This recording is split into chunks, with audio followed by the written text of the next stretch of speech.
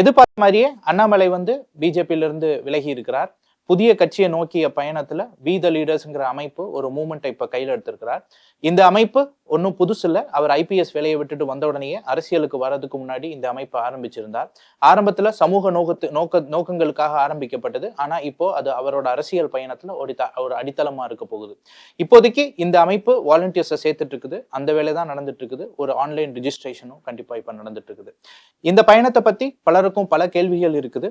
அண்ணாமலை அடுத்தது என்ன, எப்போ பண்ண போறார், கொள்கைகள் என்ன, பணம் எப்படி சமாளிக்க போறார், எந்த எலெக்ஷன்ல நிக்க போறார், கூட்டணி யாரோட, வெற்றி வாய்ப்பு எப்படி, இந்த மூவ்மெண்ட் எங்க போய் முடிய போகுது, இப்படி பல கேள்விகள் எல்லாருக்குமே இருக்குது. அதுக்கான என்னோட பார்வைகளும் என்னோட புரிதல்களும் எனக்கு தெரிஞ்ச பதில்களையும் சொல்றதுக்கு தான் இந்த வீடியோ. இது Facebookல என் ஃப்ரெண்ட் லிஸ்ட்ல இருந்து பலரும் கேட்ட கேள்விகளோட ஒரு தொகுப்பு தான் இது. இதுல ஒரு சின்ன டிஸ்க்ளைமர். அண்ணாமலை அரசியலுக்கு வந்த முதல் நாள்ல இருந்தே அவர் ஒரு சராசரி அரசியல்வாதியா இருக்க போகிறது இல்லைங்கிறத என்னால ஃபர்ஸ்டே கணிக்க முடிஞ்சுது. அவரோட வயசு, கல்வி பின்னணி, அப்புறம் ப்ரொஃபஷனல் எக்ஸ்பீரியன்ஸ், அவர் எடுத்துக்கிட்ட ரிஸ்க், அவர் வந்து சேர்ந்த ஒரு கட்சி, அவருக்கு பின்னாடி இருந்த ஃபோர்ஸஸ், இதையெல்லாம் சேர்த்து பார்த்தா அவரோட இலக்கு ஏதோ எம்பி எம்எல்ஏ சீட்ஸோட நின்று போறது இல்லைங்கிறது மட்டும் கண்டிப்பா தெரிஞ்சுது.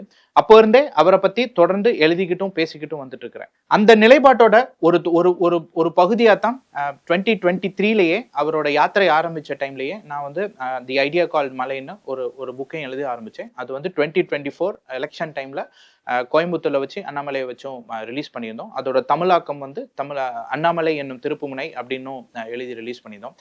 என்னோட பார்வையில அண்ணாமலைங்கிறது ஒரு தனி மனிதரை மட்டும் குறிக்கிற ஒரு வார்த்தை இல்லை. அது ஒரு அணுகுமுறை, ஒரு தலைமுறை, ஒரு சிந்தனை, ஒரு அரசியல் வாய்ப்பு. இது எல்லாம் சேர்ந்து உருவாக்கப்பட்ட ஒரு ஐடியா தான் அது. இந்த சமூகத்துக்கு அந்த ஐடியா கண்டிப்பா தேவையும் கூட. அண்ணாமலைங்கிறது ஒரு இண்டிவிஜுவல் கிடையாது, அது ஒரு ஐடியா.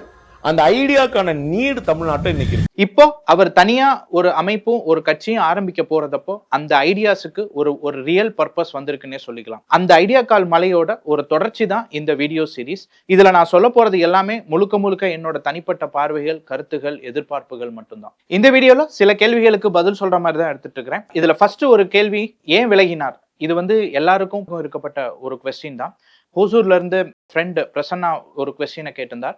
அண்ணாமலையோட பாதையும் பிஜேபியோட பாதையும் ஒரே கோட்ல இல்லைங்கிறது நமக்கு ஏதோ ஒரு டைம்ல புரிய ஆரம்பிச்சிச்சு. ரொம்ப நாளாவே அண்ணாமலைக்கு எதிராக தமிழக பிஜேபிலையும் ஒரு இன்டர்னல் பாலிடிக்ஸ் உருவாகிட்டு இருந்துச்சு. இப்படி இருக்கும்போது அவர் வந்து அந்த ராஜினாமாங்கிற ஒரு முடிவை எந்த பிரேக்கிங் பாயிண்ட்ல எடுத்திருப்பாருன்னு ஒரு கொஸ்டின் கேட்டிருந்தார். அந்த கேள்விக்கான பதில ஒரு சின்ன ப்ரொஃபஷனல் எக்ஸாம்பிள் வச்சு சொல்லிக்கலாம். ஒரு கம்பெனில ஒரு படிச்ச டேலண்டட் நேர்மையான ஒரு ப்ரொஃபஷனலுக்கு சம்பளம் கம்மியா கொடுக்கலாம், ப்ரொமோஷன் கூட கொடுக்காம இருக்கலாம், ஆன்சைட் அனுப்பாம இருக்கலாம், என் வேலையை கூட கொடுக்காம இருக்கலாம். ஆனா அவன் வந்து அங்க வேலை பார்த்துட்டு இருப்பான். ஆனா அவனை அவமானப்படுத்தினா, நேரடியாட்டோ இல்ல மறைமுகமாட்டோ அவமானப்படுத்தினா, அவனை விட கம்மியான ஒரு டேலண்ட் இருக்கப்பட்ட இன்னொரு எம்ப்ளாயிக்கு அந்த சலுகைகள்லாம் கொடுத்தா, அப்போ கண்டிப்பா ஒரு நாள் வந்து இத்தனை நாள் யாருக்காக வேலை பார்த்துட்டு இருந்தோம்னு ஒரு கொஸ்டின் வரும், ஒரு விரக்தியும் வரும். அன்னைக்கு அவன் கண்டிப்பா கிளம்பிடுவான். அதுதான் அவனோட அந்த பிரேக்கிங் பாயிண்டா இருக்கும். அந்த மாதிரி பல விஷயங்கள் வந்து அண்ணாமலைக்கு இத்தனை நாளா நடந்துட்டு தான் இருந்துச்சு. கட்சி மீட்டிங்ல அவர் வந்து ஒரு க்ளோஸ் ரூமுக்குள்ள நடந்த டிஸ்கஷன்ஸ் வந்து வெளியே லீக் ஆகுது. அவர் தலைவரா இருக்கும்போது அவரோட அப்ரூவல்ஸ் இல்லாமலேயே வேற கட்சிகளோட கூட்டணிகள் பேசப்பட்டது. அவர் ரொம்ப மதிச்ச மோடியையே இன்சல்ட் பண்ண ஒருத்தருக்காக அவரை தலைவர் பதவியிலிருந்து தூக்குனாங்க. கட்சியில அவருக்கு இருந்த இடத்துக்கும் எக்ஸ்பீரியன்ஸுக்கும் தாட் ப்ராசஸுக்கும் ஏத்த மாதிரியான ஒரு டிஸ்கஷன் நடக்கல. அவர்கிட்ட ஒப்பீனியன்ஸும் கேட்கப்படல. அதெல்லாம் இல்லாம நீ அதை செய் இதை செய்யணும் மட்டும் இன்ஸ்ட்ரக்ஷன்ஸ் மட்டும் கொடுத்துட்டு இருந்தாங்க. இது எல்லாத்தையும் விட இந்த 2026ஓட எலெக்ஷன்ல அவருக்குன்னு ஒரு சீட் கூட அவங்களால வாங்கிட்டு வரல. பழச எல்லாத்தையும் மறந்துகிட்டு ஒரே ஒரு சீட் இந்த எலெக்ஷன்ல அவருக்காக வாங்கிட்டு வந்திருந்தா, ஒருவேளை அந்த சீட்ல அவர் ஜெயிச்சிருந்தா கண்டிப்பா இப்ப தொடர்ந்து இருப்பார். தோத்து இருந்தா இன்னைக்கு கிடைக்கிற சிம்பத்தி கூட இல்லாம அவருக்கு அந்த மைலேஜ் கூட கிடைச்சிருக்காது. அவரை இந்த எலெக்ஷன்ல நிக்க வைக்காதது வந்து தமிழக பிஜேபியோட பொலிட்டிக்கல் ஃபெயிலியர். இப்போ அவர் தனியா போய் பிஜேபியில இருந்து பலரையும் கூட்டிட்டு போறதுனால இது வந்து சென்ட்ரல் பிஜேபியோட ஸ்ட்ராட்டஜிக் ஃபெயிலியர்னு கூட சொல்லிக்கலாம். அவருக்குன்னு ஒரே ஒரு சீட்டு வாங்காதது அவர் வேணாங்கிற மாதிரியான அவர் ஓரம் கட்டினது. அதுதான் அவரோட பீக் பிரேக்கிங் பாயிண்டா இருந்திருக்கும்னு நான் நினைக்கிறேன். அடுத்த கொஸ்டின், பிஜேபிய அண்ணாமலை பயன்படுத்திக்கிட்டாரான்னு Facebookல இருந்து பிரதீப் குமார் பாலகிருஷ்ணன் கேட்டிருந்தார். ஆரம்பத்தில இருந்தே அவருக்கு தனி கட்சி தான் திட்டமா, சரியான நேரம் வரைக்கும் காத்திருந்து அப்புறம் சில காரணங்களை சொல்லி வெளியேறிட்டாரான்னு அவர் கேட்டிருக்கிறார். இந்த தியரியில ஒரு சின்ன பிரச்சனை இருக்குது. அவர் 2024 எலெக்ஷனுக்கு முன்னாடியே நான் தலைவர் பொறுப்புல இருந்து விலகிறேன்னு ஒரு ஸ்டேட்மெண்ட் சொல்லியிருந்தார். அப்போ கூட அவர் தலைவர் பொறுப்புல இருந்தா விலகிறேன்னு சொல்லியிருந்தாரே தவிர பிஜேபியில தொடர்வேன், ஒரு தொண்டனா தொடர்வேன் தான் சொல்லியிருந்தார். அதுதான் 2025 அவரை கட்சி தலைவரா மாத்தும் போது நடந்துச்சு. தலைவர் பதவி போச்சு, ஆனா கட்சியை விட்டு அவர் போகல. இப்போ அவரே டிசம்பர் 2025 நான் ரிசைன் பண்ணிக்கிட்டேன் அப்படிங்கிறதையும் சொல்லி இருக்கிறார். நான் எதிர்பார்த்தது என்ன அப்படின்னா 2026 அவருக்கு அந்த ஒரு சீட் வாங்காத போதே கண்டிப்பா ரிசைன் பண்ணியிருப்பாருன்னு நான் நினைச்சேன். இதுல நம்ம கவனிக்க வேண்டிய 2-3 விஷயம் என்ன அப்படின்னா, எலெக்ஷன் கேம்பெயின் டைம்ல அவர் 2-3 தடவை நீங்க ஏன் போட்டி போடலன்னு பலரும் அவர்கிட்ட கேட்டப்போ மே 4ஆம் தேதி பேசுவோம்னு சொல்லியிருந்தார். மே 4ஆம் தேதி எலெக்ஷன் ரிசல்ட் டே அன்னைக்கு. அவருக்கு கேம்பெயின் டைம்ல கண்டிப்பா எலெக்ஷன் ரிசல்ட் எப்படி வரப்போகுதுன்னு அவருக்கு தெரிஞ்சிருக்காது. டிஎம்கே ஜெயிச்சிருக்கலாம், ஏடிஎம்கே ஜெயிச்சிருக்கலாம், இல்லைன்னா பிஜேபி கூட 20 சீட்ஸ் அவங்க ஜெயிச்சு கூட அவங்களுக்கு கூட கிடைச்சிருக்கலாம். ஆனா அவர் பேசுவேன்னு சொல்லியிருந்தார். அப்படின்னா பேசுறதுக்கு என்ன இருந்திருக்கும்? தமிழக பிஜேபி மீதான அவர் குற்றச்சாட்டுகள் நிறைய வச்சிருக்கலாம், அவரோட ஆதங்கத்தை சொல்லியிருக்கலாம், அவரோட ரெசிக்னேஷனா கூட அது இருந்திருக்கலாம். என்னை விட்டுருங்க நான் போறேங்கிற ஒரு இறுதி முடிவா கூட அது இருந்திருக்கும். இதை தவிர வேற எதுவும் எடுக்க முடியாது. இதனாலேயே அவரோட ரெசிக்னேஷன் ப்ரீ பிளான்டா இருக்கும்னு தான் நான் நினைக்கிறேன். ஆனா அடுத்த கட்டம் என்னவா இருந்திருக்கும்னு கண்டிப்பா அவர் ப்ரீ பிளான் பண்ணியிருக்கணும்னு அவசியம் இல்லை. மறுபடியும் அரசியலா, இல்ல பிசினஸா, இல்ல அவர் எடுத்துக்கிட்ட விவசாயமா, இல்ல பப்ளிக் லைஃபா, இப்படின்னு பல கேள்விகளும் அவருக்கு இருந்திருக்கும். ஆனா அதுக்கான ரிசல்ட் கண்டிப்பா அவருக்கு அந்த எலெக்ஷன் கேம்பெயின் டைம்ல முடிவெடுத்திருக்க மாட்டார். ராஜினாமா ஏற்கனவே எடுக்கப்பட்ட முடிவு. ஆனா தனி கட்சிங்கிறது ரொம்ப லேட்டா தான் அவர் டிசிஷன் எடுத்திருப்பார். அதுவும் எலெக்ஷன் ரிசல்ட் வந்ததுக்கு அப்புறம், விஜயோட வெற்றியை பார்த்ததுக்கு அப்புறம் அவராலையும் இந்த மாதிரியான ஒரு மாற்றத்தை கொண்டுட்டு வர முடியும் தான் அவரோட முடிவு இருந்திருக்கும். ஏன் விலகினாருங்கிறதுல ஒரு 3வது கொஸ்டினா ஃபேஸ்புக்ல இருந்து பிரபாகரன் ஈஸ்வரன் ஒரு கொஸ்டின் கேட்டிருந்தார். அசாம்லயோ இல்ல வெஸ்ட் பெங்கால்லயோ அங்க இருந்த பிஜேபி லீடர்ஸ்க்கு கொடுத்த மாதிரியான ஒரு இம்பார்ட்டன்ஸ் அண்ணாமலைக்கு கொடுக்கலையான்னு அவர் கேட்டிருந்தார். இதனால தான் அவர் விலகினாரான்னு ஒரு கொஸ்டின் கேட்டிருந்தார். இந்தியால எந்த மாநில தலைவர்களுக்கும் கொடுக்காத அளவுக்கு அண்ணாமலைக்கு கண்டிப்பா இம்பார்ட்டன்ஸ் கொடுத்திருந்தாங்க. மோடி தமிழகம் வந்தப்ப எல்லாம் அண்ணாமலையை பாராட்டி இருக்கிறார், அவர் தனியா கூப்பிட்டு பேசியிருக்கிறார். தேசிய லெவல்லையும் கூட அவருக்கு ஒரு விசிபிலிட்டி இருந்துச்சு, முக்கியத்துவம் கண்டிப்பா கொடுத்தாங்க. இதுல எல்லாம் எந்த டவுட்டுமே இல்லை. ஆனா ஒரு கார்ல ஆக்சிலரேட்டரை மிதிச்சா வண்டி போகும், அதே நேரத்துல ஹேண்ட் பிரேக்கை போட்டுக்கிட்டு ஆக்சிலரேட்டரை மிதிக்க சொன்னா என்னவாகும்? அதுதான் இங்க நடந்துச்சு. அண்ணாமலையோட பெர்ஃபார்மன்ஸை மெஷர் பண்ண போற இடம் ஒவ்வொரு எலெக்ஷனும் தான். ஆனா கேண்டிடேட் செலெக்ஷன் கூட அவரால் செய்ய முடியல.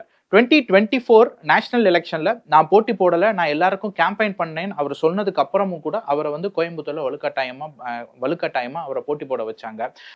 அவர் விருப்பப்பட்டு ரெக்கமெண்ட் பண்ண பல கேண்டிடேட்ஸுக்கும் டெல்லி பிஜேபி சீட் கொடுக்கல. டெல்லியில போய் லாபி பண்ணிக்கிட்டு பலம் தரும் தலைவர்களுக்கும் சீட் கொடுத்தாங்க. இப்படி பல பவர் சென்டர்ஸையும் தமிழக பிஜேபிக்குள்ள உருவாக்கி வச்சிருந்தாங்க. இந்தியால எந்த ஸ்டேட் பிஜேபி யூனிட்லயும் இல்லாத மாதிரியான பல பவர் சென்டர்ஸ் தமிழக பிஜேபியில இருக்குது. இத்தனைக்கும் அவங்க இத்தனை நாளா நோட்டா கூட போட்டி போட்டுட்டு இருந்தாங்க, எங்கேயுமே ஆட்சியும் இல்லாத போது. அப்படி இருக்கும்போதே இவ்வளவு பவர் சென்டர்ஸ் அங்க உருவாகி இருந்தாங்க.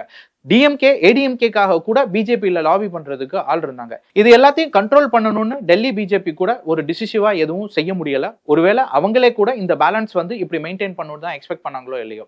சென்ட்ரல் பிஜேபிங்கிறது ஒரு கவர்மெண்ட் ஆஃபீஸ் மாதிரி தான் இருந்துச்சு. அவங்களுக்கு சிஸ்டம்ஸ் இருந்துச்சு, ப்ராசஸஸ் இருந்துச்சு, ஹையரார்கிஸ் இருந்துச்சு, சீனியாரிட்டி இருந்துச்சு, கன்சல்டேஷன்ஸ், அப்ரூவல்ஸ், இப்படி எல்லாமே இருந்துச்சு. ஆனா அண்ணாமலை மாதிரி சேஞ்ச் வேணும்னு நினைக்கிறவங்க அவங்க இதை விட வேகமா ஓடணும்னு தான் நினைப்பாங்க. அவருக்கு அந்த பொறுமை இல்லைன்னு தான் சொல்லிக்கணும். பொறுப்பு வேணும், இல்ல பதவி வேணும், இல்ல கவர்னர் சீட்ஸ் வேணும், இல்லைன்னா ராஜ்யசபா வழியா மினிஸ்டர்ஸ் வேணும்ங்கிற வேணா கண்டிப்பா காத்திருக்கலாம். ஆனா ஒரு பொலிட்டிக்கல் மூவ்மெண்ட் வேணும், ஒரு பொலிட்டிக்கல் டிரான்ஸ்ஃபர்மேஷன் வேணும், ஒரு சோசியல் டிரான்ஸ்ஃபர்மேஷன் வேணும்னு நினைக்கிறவங்க கண்டிப்பா அதுக்காக வெயிட் பண்ணணும்னு அவசியம் இல்லை. இவ்வளவும் அவர் ஏன் விலகினாருங்கிறதுக்கான காரணங்களா சொல்லிக்கலாம். இப்போ அடுத்த செட் ஆஃப் கொஸ்டின்ஸ் பார்த்தாச்சுன்னா, இது ஒரு அமைப்போ இல்ல இயக்கமோ ஒரு கட்சியோ ஆரம்பிக்கிறார் அப்படின்னா அவருக்கு பினான்சியல் சப்போர்ட் எங்க இருந்து வரும்னு இது தேன் முருகன் கனி அவர் கேட்டிருந்தார். இதை பத்தி நானும் என்னோட ப்ரீவியஸ் வீடியோலையும் பேசியிருந்தேன். இது ஒரு பெரிய ஒரு கன்சர்னா தான் இருக்க போகுது. ஆனா இப்போதைக்கு இந்த பினான்சியல் சப்போர்ட்டை ரெண்டா பிரிச்சுக்கணும். ஒன்னு, இப்போ இருக்கிற த வி த லீடர்ஸ்ங்கிற மூவ்மெண்ட்டுக்கு என்ன பினான்சியல் சப்போர்ட் வேணும், அதுக்கப்புறம் ரெண்டாவது இது பின்னாடி கட்சியா மாறும்போது அதுக்கு என்ன பினான்சியல் சப்போர்ட் வேணுங்கிறது. இப்போ ஃபர்ஸ்ட் எடுத்துக்கிட்டாச்சுன்னா அந்த வி த லீடர்ஸ் மூவ்மெண்ட் பத்தி எடுத்துக்கிட்டாச்சுன்னா, இப்போதைக்கு அந்த வி த லீடர்ஸ் அமைப்புங்கிறது ஒரு ட்ரஸ்ட் மாதிரி தான் இருக்குது. உலகத்துல இருக்கிற எல்லா ட்ரஸ்ட்டுகளும் எப்படி இயங்க போகுதோ அது மாதிரி தான் இதுவும் இயங்க போகுது. ஒரு ப்ராஜெக்ட் இருக்கும், அதுக்கு ஒரு ப்ரொபோசல் இருக்கும், இவ்வளவு பட்ஜெட் தேவைப்படும்னு இருக்கும், அதுக்கு ஸ்பான்சர்ஸையும் டோனர்ஸையும் தேடி போவாங்க, பணம் வந்ததும் வேலையை ஆரம்பிக்க போறாங்க. ட்ரஸ்ட்னா எல்லாத்தையும் ஒரே ஆளே தலையில எடுத்து போட்டு செய்யணும்னு அவசியம் இல்லை. அது ஒரு கூட்டு முயற்சியா தான் இருக்க போகுது. இதுக்கு முன்னாடி அந்த மூவ்மெண்டோட focus leadership, personality development, civic awareness, youth participation மாதிரியான விஷயங்களை தான் அவங்க கான்சென்ட்ரேட் பண்ணிட்டு இருந்தாங்க. அதிகபட்சமா அது இப்போதைக்கு ஒரு சோஷியல் மூவ்மெண்டா தான் இருக்குது. இப்பதான் அதுக்கு ஒரு பொலிட்டிக்கல் ஐடென்டிட்டியும் ஒரு பின்னணியும் வர ஆரம்பிச்சிருக்கு. இந்த அமைப்பை எவ்வளவு சீக்கிரமா கட்சியா மாற்றணுங்கிறது தான் எல்லாரோட ஒரு எய்மாவும் இருக்க போகுது. கட்சி ஆரம்பிச்ச பின்னாடியும் இந்த அமைப்பு வந்து கண்டிப்பா இருக்கும். அதோட பணிகள் தொடர்ந்துகிட்டு தான் இருக்கும். ஆனா இப்ப சோஷியல் மூவ்மெண்டா இருக்கிறது கொஞ்சம் கொஞ்சமா ஒரு பொலிட்டிக்கல் மூவ்மெண்டா, ஒரு பொலிட்டிக்கல் ஆங்கிள் தான் அது வேலை பார்க்க ஆரம்பிக்கும். இதனாலேயே கட்சி ஆரம்பிக்கிறது வரைக்கும் இந்த இந்த இந்த மூவ்மெண்டோட முக்கியமான ரெஸ்பான்சிபிலிட்டிஸ் வந்து ட்ரைனிங், லீடர்ஷிப் டெவலப்மெண்ட், வாலண்டியர் நெட்வொர்க்கை பில்ட் பண்றது தான் இருக்க போகுது. இதுக்கெல்லாம் ரொம்ப ஒன்றும் பெருசா எதுவும் செலவுகளும் இருக்க போறதில்ல. இப்போதைக்கு கோயம்புத்தூர்ல இதுக்கான ஒரு ட்ரைனிங் சென்டர் ஆல்ரெடி இருக்குதுன்னு தான் அண்ணாமலை சொல்லியிருந்தார். இல்லைன்னா அந்தந்த ஊர்ல வாலண்டியர் சேர்ந்தே அந்த ட்ரைனிங் ப்ரோக்ராம்ஸ் எல்லாம் நடத்த முடியும். அது போக நிறைய ட்ரைனிங்ஸையும் இவங்களால ஆன்லைன்லயும் கூட கண்டக்ட் பண்ண முடியும். ஒரு ஆஃபீஸ் ஸ்பேஸ், கொஞ்சம் பேக் அண்ட் ஸ்டாஃப்ஸ், சில ஆப்ரேஷனல் எக்ஸ்பென்சஸ், இவ்வளவுதான் இந்த மூவ்மெண்டோட இனிஷியல் இன்வெஸ்ட்மெண்ட்டாகவும் ஒரு ரெகுலர் ரெக்கரிங் எக்ஸ்பென்சஸாகவும் இருக்க போகுது.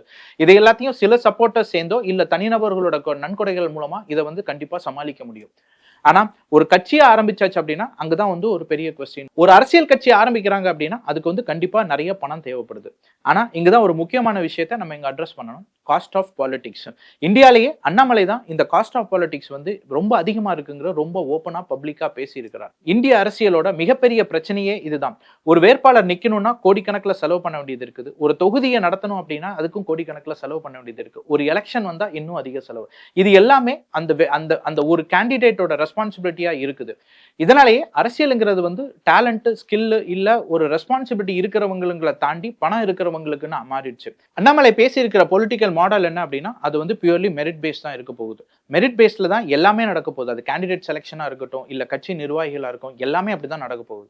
அப்போ கேள்வி வரப்போகுது, பணம் யாரு செலவு பண்ணணும் அப்படின்னு. அது வந்து இப்பவும் ஒரு முழுசா நமக்கு பதில் கிடைக்காத கேள்வியா தான் இருக்குது. ஆனா இன்னொரு விஷயத்த நம்ம இங்க புரிஞ்சுக்கிட்டே ஆகணும். விஜய் அரசியலுக்கு வந்தது அப்புறம் இப்ப ஜெயிச்சது, இது எல்லாத்துலயுமே வந்து தமிழகத்துக்கும் சரி இந்தியா லெவல்லையும் ஒரு லெசன் இருக்குது. தமிழகத்துல பல வருஷங்களா நம்ம நம்பிட்டு இருந்த பல விஷயங்களையும் அவர் உடைச்சிருக்கிறார். எஸ்பெஷலி அரசியல் கட்சி எப்படி நடத்தணுங்கிறதுலயே. அரசியல் கட்சி ஆரம்பிக்கணும்னா முதல்லயே வந்து 100 கோடி 200 கோடி பல கோடிகள் இருக்கணுங்கிற ஒரு அசம்ஷன், ஒரு ரிக்வயர்மெண்ட்டை வந்து அவர் பிரேக் பண்ணியிருக்கிறார். அதுக்கு வந்து பல கோடிக்கணக்கில் செலவு பண்ணணும், மாநாடு நடத்தணும், பிரம்மாண்டமா கட் அவுட்ஸ் வைக்கணும், அதுக்கப்புறம் பல வண்டிகள் வந்து வரணும், இப்படிங்கிற மாதிரியான ஒரு நரேஷன்லாம் இருந்துச்சு. இது எல்லாமே வந்து அவரும் செஞ்சிருந்தாலும் அவர் வந்து டிஎம்கே இல்ல ஏடிஎம்கே இல்ல பிஜேபி மாதிரி இது எல்லாத்தையும் பிரம்மாண்டமா பண்ணாம அவருக்கேத்த சைஸ்ல அவர் கம்மியா பண்ணிக்கிட்டு தான் இருந்தார். இதுல விஜயோட வெற்றியோட காரணங்கள் பார்த்தாச்சுன்னா அது வந்து தேர்தல் செலவு இல்ல, தொகுதி வாரியான ஒரு அமைப்புக்கான செலவு கூட பண்ணல. சொல்ல போனா தொகுதிகள் அவருக்கு அமைப்பு கூட இல்லைன்னே சொல்லிக்கலாம். வேட்பாளர்களுக்கும் எலெக்ஷன் டைம்ல செலவு பண்ணணும்னு கூட இல்ல. அவரோட பொலிட்டிக்கல் கேபிட்டலும் பினான்சியல் கேபிட்டலும் வேற எங்கேயோ இருந்து வந்துச்சு. அது வந்து மக்கள் கொடுத்த ஆதரவும் அவருக்கு இருந்த ஒரு ஃபேன் சப்போர்ட் தான். அதே மாதிரி தான் அண்ணாமலை வந்து ட்ரெடிஷனல் பாலிடிக்ஸை ஃபாலோ பண்ணாம அவர் வந்து விஜய் மாதிரியான ஒரு நெக்ஸ்ட் ஜெனரேஷன் பாலிடிக்ஸ்குள்ள போகணும். டிஎம்கே, ஏடிஎம்கே, பிஜேபி இவங்கள மாதிரி பல வருஷங்களா இங்க ஒரு பில் பண்ணப்பட்ட அமைப்புகளோட செலவுகளையும் அவர் வந்து கண்டிப்பா சுமக்கணும்னு அவசியம் இல்லை. அண்ணாமலையுமே மாநாடுகள் நடத்தலாம், பெரிய ஈவெண்ட்ஸ் நடத்தலாம். ஆனா அதோட பர்பஸ் டிஃபைன் பண்ணியாச்சு அப்படின்னா அதுக்கு எவ்வளவு ஸ்கேல் அப் பண்ணணுங்கிறது அவருக்கு கண்டிப்பா தெரியணும். உண்மையிலேயே இந்த மாதிரியான ஒரு மாநாடுகளும் பெரிய ஈவெண்ட்ஸும் மக்களுக்கும் சரி அந்த அரசியல் கட்சிகளுக்கும் உதவுதா அப்படின்னு பார்த்தாச்சுன்னா டிஎம்கே ஏடிஎம்கே இந்த தடவை கண்டிப்பா ஜெயிச்சிருக்கணும். ஆனா அவங்களை தாண்டி தான் விஜய் வந்து இப்போதைக்கு ஜெயிச்சிருக்கிறார். ஒரு மாநாடு நடத்துறதுனால பெருசா அரசியல் மாற்றம் எதுவும் வந்துட போகுதா? இந்த மாதிரி பல கேள்விகளுக்கான பதிலை தேடி தான் அண்ணாமலையோட பினான்சியல் கேபிட்டலுமே வந்து மூவ் ஆக போகுது. இதையெல்லாம் வச்சு பார்க்கும்போது அண்ணாமலையோட மூவ்மெண்ட் வந்து எப்ப அரசியல் கட்சி ஆரம்பிக்குதோ போகுதோ அப்போ வந்து அவர் வந்து பழைய அரசியல் செலவுகளை எல்லாம் அப்படியே காப்பி பண்ணாம குறைந்த செலவுல அதிக பொலிட்டிக்கல் இம்பாக்ட் கிரியேட் பண்றதுக்கான மாடல்ஸை தேடி அவர் மூவ் பண்ணலாம். அரசியலோட செலவையே குறைக்க முடிஞ்சாதான் பணம் இல்லாம நல்ல ஆட்களும் அரசியலுக்குள்ள வருவாங்க, கட்சிக்குள்ளேயும் வருவாங்க. அது நடந்தா மட்டும்தான் அரசியலே இங்க வந்து கொஞ்சம் மாற முடியும். அவர் முன்னாடி சொன்ன அதிகமான காஸ்ட் ஆஃப் பாலிடிக்ஸை எப்படி மேனேஜ் பண்ணுங்கிறத அதுக்கு ப்ரூவ் பண்ணி சொல்யூஷன் கொடுக்க வேண்டிய நேரமும் வேலையும் இப்போதைக்கு அவருக்கு இருக்குது. ஃபைனலி இந்த எபிசோட்ல நம்ம 3 முக்கியமான விஷயங்களை பார்த்தோம். அவர் வந்து ஏன் விலகினார், அது வந்து முன்னாடியே பிளான் பண்ணப்பட்டதா இல்ல அடுத்த கட்டத்தை நோக்கி அவர் எப்படி நகர போறாருங்கிறதா, especially on the financial side. அடுத்த எபிசோட்ல இன்னும் சில கொஸ்டின்ஸ் இருக்குது, கொஞ்சம் டஃப்பான கொஸ்டின்ஸ் இருக்க போகுது. அது வந்து அவரோட கொள்கைகள் என்னவா இருக்க போகுது, கட்சி எப்போ, யாரு கூட கூட்டணி, யார தலைவர்களை அவர் உருவாக்க போறாருங்கிறது எல்லாமே கண்டிப்பா இருக்குது. முக்கியமா அவர் ஆரம்பிச்சிருக்கிற இப்ப இந்த மூவ்மெண்ட், அவர் எடுத்துக்கிட்ட அந்த முடிவு வந்து அவரை தாண்டி புதிய தலைவர்களை உருவாக்குமா, அதுதான் வந்து இந்த சீரீஸோட முக்கியமான கொஸ்டினாவும் இருக்க போகுது.